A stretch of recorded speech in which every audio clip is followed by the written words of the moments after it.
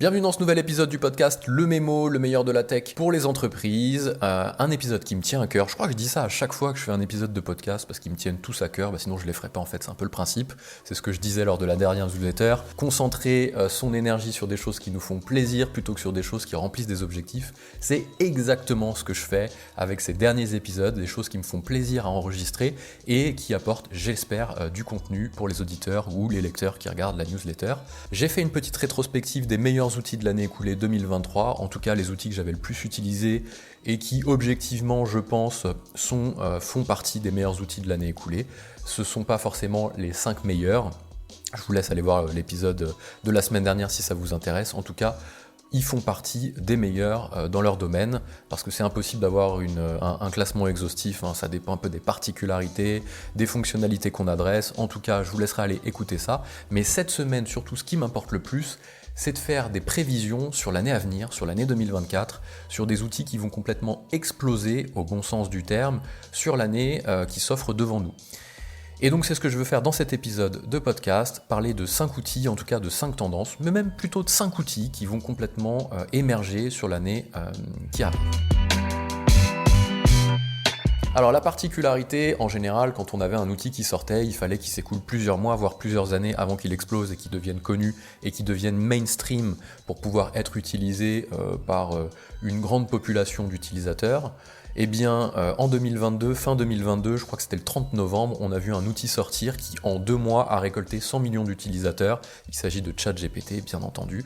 Ce qui veut dire qu'on n'est pas à l'abri sur 2024 d'avoir un outil qui sorte en plein milieu de l'année et qui d'un coup explose. Et donc on serait bien incapable d'en parler là aujourd'hui, le 12 janvier, puisque ça se trouve, il n'est pas encore sorti tout simplement. En tout cas, on va faire avec ce qu'on a, je vais prendre des outils qui existent et je vais faire mes prévisions sur la base de ce qui existe déjà, d'outils qui vont complètement exploser sur l'année 2024, voire des tendances qui ne sont pas forcément... Il y a 4 outils et une tendance, j'imagine que la tendance, vous commencez déjà à savoir laquelle c'est, mais vous verrez à la fin la tendance de laquelle je parle. Bien entendu, il y aura une particularité sur cette tendance malgré tout.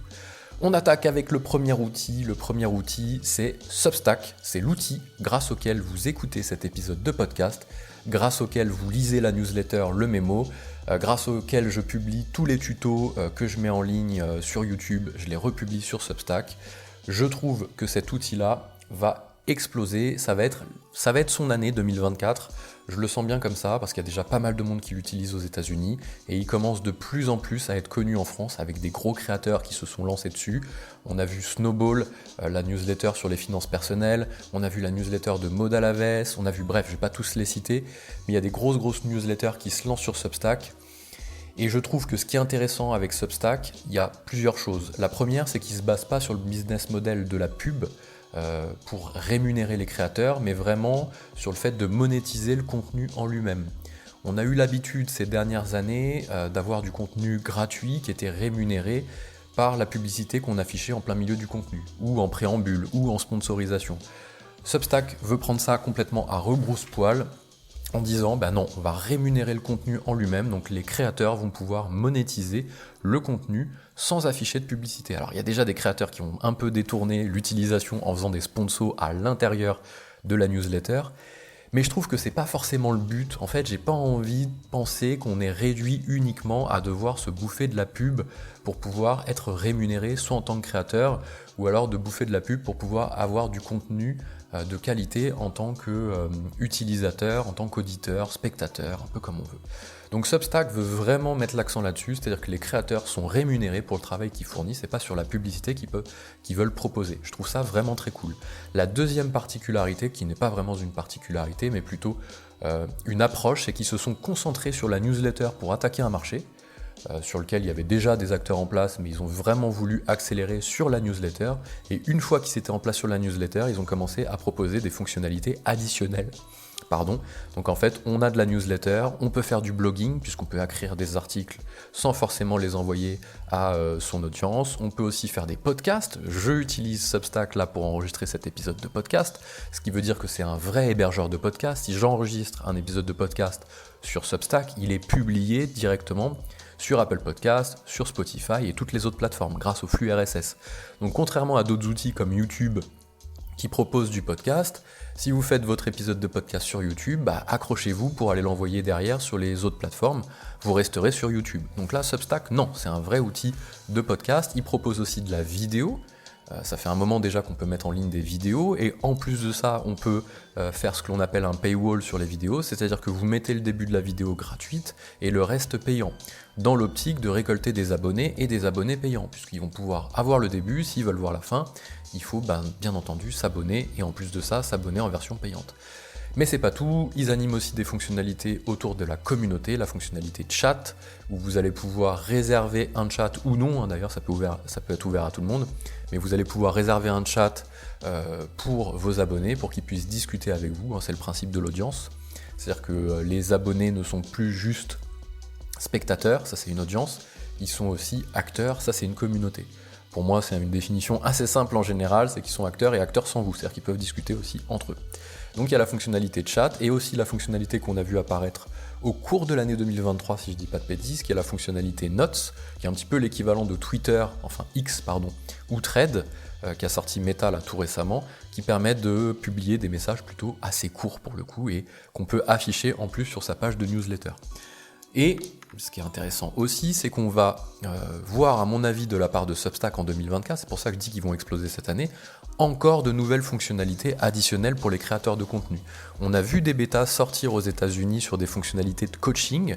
Des gros créateurs aux États-Unis ont un onglet coaching, enfin meetings ils appellent ça, sur leur page Substack, qui permet en fait à leur audience de prendre rendez-vous avec eux en échange d'un montant financier, d'un coaching. En général, on appelle ça un peu comme ça. En général, les gens en France, et pas qu'en France d'ailleurs, ont appelé ça Better Call quelque chose. Donc en fait, c'est un coaching que vous vendez à votre audience pour échanger 30 minutes, 1 heure. Donc ça va être aussi proposé, et ça permet de voir que Substack veut sortir de la newsletter. Ils sont rentrés par la newsletter, ils veulent pas en sortir, mais ils veulent proposer une vision à 360 pour les créateurs, un petit peu à l'image de plateformes style Podia, Teachable ou Kajabi ou d'autres choses comme ça. Donc j'ai hâte de voir un petit peu ce qui va s'écouler sur l'année pour Substack, mais je suis hyper motivé là-dessus. Je fais une petite parenthèse avant de passer au deuxième outil. J'ai fait un petit sondage dans la newsletter, normalement qui est en description du podcast, donc juste en dessous sur la description de ce que vous êtes en train d'écouter, pour savoir un petit peu quel était votre statut actuel. Est-ce que vous êtes salarié et vous êtes bien en tant que salarié? Est-ce que vous êtes salarié mais vous voulez vous lancer en freelance ou créer une entreprise? Ou est-ce que vous êtes déjà freelance, solopreneur ou indépendant? Ou est-ce que vous êtes chef d'entreprise? Ça m'intéresse vachement pour orienter un petit peu le contenu que je vais publier à l'avenir, pour que ça colle un petit peu avec l'audience qui s'est créée, qui n'est pas une audience encore incroyable, en tout cas pas sur la newsletter, mais sur YouTube. Il commence à y avoir quelques personnes qui suivent le mémo, et ça m'intéresse bien de savoir qui vous êtes pour vous proposer du contenu adapté. Bref, je passe au deuxième outil. Le deuxième outil, il s'agit de Discord. Discord, c'est pas un nouvel outil, il a déjà fait sa place largement dans certaines communautés, notamment le gaming, notamment la crypto, le Web3. C'est des communautés qui utilisent 9 fois sur 10 Discord pour animer leur communauté, justement, pour discuter entre eux. L'audience peut discuter entre elles, les personnes qui font partie de l'audience peuvent discuter entre elles. C'est d'ailleurs la définition que je fais d'une communauté, c'est qu'une audience va réceptionner votre contenu, va l'écouter, ça s'arrête là. Une communauté va réagir et discuter sur le contenu que vous publiez, soit avec vous, soit directement entre les personnes qui font partie de la communauté, donc sans vous. Et c'est là où ça devient intéressant, puisqu'on passe de spectateurs, d'une audience spectatrice à une communauté actrice. Et on a vu quelques exemples de communautés que j'aime bien citer en exemple, par exemple Soch. Si vous êtes sur Soch et que vous avez un problème technique sur votre abonnement, vous postez un message sur le forum, il y a 2 chances sur 3 que ce soit un autre client Soch qui vous réponde et qui a un badge, par exemple, je sais pas moi, Community Driver ou que sais-je, parce qu'il a déjà répondu à plein de questions. C'est le principe des forums que les marques se sont appropriés.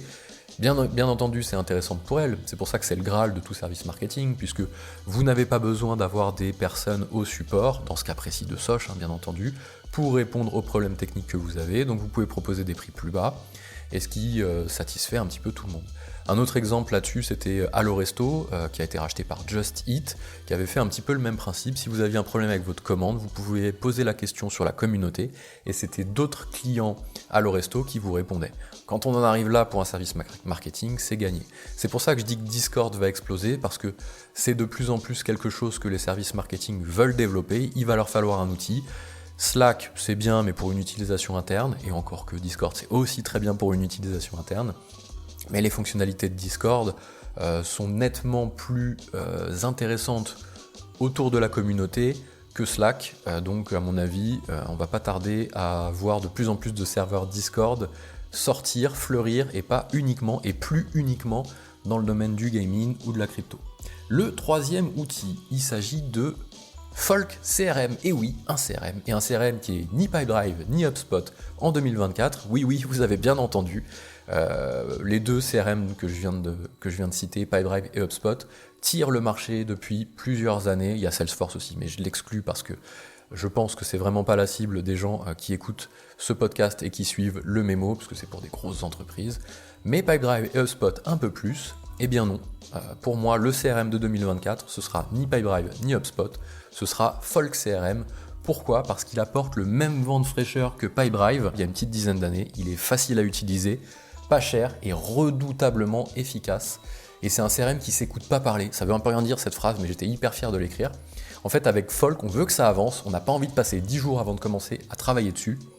Et c'est un mec qui vend la prestation pour déployer des CRM qui vous dit ça, notamment Pipedrive en plus. Je sais qu'il faut un peu de temps avant de pouvoir commencer à l'utiliser, soit en s'appropriant les services d'une société comme celle de BLC que j'ai créée il y a une dizaine d'années, soit en passant 2, 3, 4, 5 jours avec quelqu'un dans l'entreprise qui serait à l'aise avec la tech et qui pourrait le déployer lui-même. Eh bien, Folk CRM prend tout ça à rebrousse-poil, vous installez, j'aime bien cette expression, la rebrousse-poil, même si elle n'est pas terrible, je sais pas pourquoi j'arrête pas de la dire. Vous installez, il n'y a rien installé, c'est sur le web, vous créez votre compte Folk CRM, allez, en 2 heures, vous avez tout setup et vous pouvez commencer à travailler, et c'est un CRM qui est clé en main et qui propose des fonctionnalités qui bizarrement, même Pipedrive ou HubSpot ne proposent pas forcément en natif, notamment le lien avec LinkedIn. Donc c'est un super CRM pour les toutes petites équipes, les solopreneurs, les freelances. Pour moi, c'est le CRM pour cette population-là. Pipedrive et HubSpot, bien sûr, restent valables pour des équipes qui commencent à être un peu plus grosses. Quand on commence à être des grosses TPE, de la PME, notamment HubSpot, peut-être encore un peu plus gros avec des fonctionnalités marketing. Mais je trouve qu'il y a vraiment une carte à jouer sur, je le disais, les gens qui sont indépendants ou même où il y a un seul commercial dans l'entreprise. Folk CRM à surveiller de très près. En plus, ils sortent plein de nouveautés. L'équipe est francophone, voire même française. Et je trouve que ça rajoute en plus quelque chose d'hyper intéressant là-dessus. Donc Folk CRM, le troisième outil de cette sélection. Le quatrième outil, il s'agit de Conto, mais en fait j'aurais pu dire Conto comme j'aurais pu dire Chine ou Revolut. Chine, c'est pas du tout comme ça qu'on dit, mais quel boomer, comme Chine ou Revolut. En fait c'est plutôt la famille des banques en ligne que je voudrais citer comme exemple dans le quatrième outil à surveiller. Pourquoi ? Parce que justement, elles ne vont plus se contenter uniquement d'être des banques en ligne, elles vont rajouter des fonctionnalités additionnelles pour encore acquérir plus de parts de marché. Notamment, je pense à Conto qui va sortir et qui a déjà sorti des fonctionnalités liées à la facturation. On peut faire ses devis, on peut faire ses factures dans Conto. C'est hyper pratique puisque vous payez qu'un seul abonnement là où avant vous deviez en payer 2. Un abonnement pour l'outil de facturation, un abonnement pour la banque. Là, vous avez tout à l'intérieur. On a vu aussi Revolut proposer des applications RH. On va pas se mentir, chacun a son intérêt là-dedans. En tant qu'utilisateur, vous avez un outil qui fait tout, c'est le principe des super apps, et les banques en ligne ont bien compris cette notion et vont surfer là-dessus. C'est des apps qui vont proposer un maximum de choses à 360 pour que les utilisateurs aient un seul abonnement et qu'ils puissent tout faire à l'intérieur. Mais du côté des éditeurs, c'est aussi intéressant parce que si vous avez des entreprises qui peuvent faire leurs factures, leur RH et leur banque dans un seul et même outil, on réfléchit à 2 fois avant de changer de logiciel. Donc ça permet de réduire le taux de churn pour les éditeurs, donc de rendre captifs les utilisateurs. C'est pas très grave, mais il faut utiliser ces outils-là en toute connaissance de cause, je trouve. Donc à surveiller les banques en ligne de très près, parce qu'elles vont sortir de plus en plus de fonctionnalités, notamment avec des couches légales qui vont arriver en France, comme la facture électronique et plein d'autres choses. Et qui sera encore plus difficile de s'en défaire lorsqu'on aura mis le doigt dans la facture électronique. après on aura tout l'historique de nos factures qui sera connecté avec l'outil qu'on aura choisi, donc il ne faudra pas se tromper dans l'outil qu'on choisit, mais c'est pas tout de suite, ça a été décalé à 1er septembre 2026, on aura l'occasion d'en reparler. Et le 5e outil, qui n'est pas vraiment un outil mais plutôt une tendance, bien entendu, il s'agit de l'intelligence artificielle.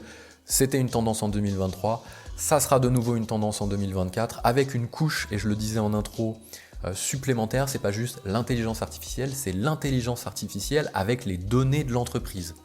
ChatGPT, vous lui posez une question, il répond sur des données publiques qu'il a appris sur les moteurs de recherche, sur des sites publics. En 2024, on va poser des questions à des chats conversationnels comme ChatGPT et ils vont vous répondre sur votre logiciel de comptabilité, sur votre base de données de paye, sur votre base de données de facturation.